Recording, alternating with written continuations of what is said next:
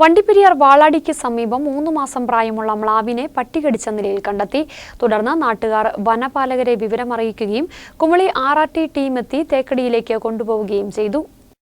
കഴിഞ്ഞ ദിവസം രാവിലെ 11 മണിയോടുകൂടിയാണ് വണ്ടിപ്പെരിയാർ വാളാടി പ്ലാക്കാട് എസ്റ്റേറ്റിനുള്ളിൽ ദേശീയപാതയോരത്ത് മ്ലാവിനെ അവശനിലയിൽ നാട്ടുകാർ കണ്ടെത്തിയത്. തുടർന്ന് നാട്ടുകാർ നടത്തിയ പരിശോധനയിൽ തെരുവു നായ്ക്കൾ ആക്രമിച്ചതിൽ പരിക്കേറ്റാണ് മ്ലാവ് അവശനിലയിലായതെന്ന് മനസ്സിലാകുകയും വനപാലകരെ വിവരമറിയിക്കുകയും ചെയ്തു. ഏകദേശം 3 മാസം പ്രായമുള്ള മ്ലാവിനെയാണ് ഇരു കാലുകൾക്കും പരിക്കേറ്റ നിലയിൽ കണ്ടെത്തിയത്. 2 മണിക്കൂറിന് ശേഷം കുമളി RRT ടീം അംഗങ്ങൾ സ്ഥലത്തെത്തുകയും മ്ലാവിനെ തേക്കടി വെറ്റിനറി ആശുപത്രി മാറ്റുകയും ചെയ്തു.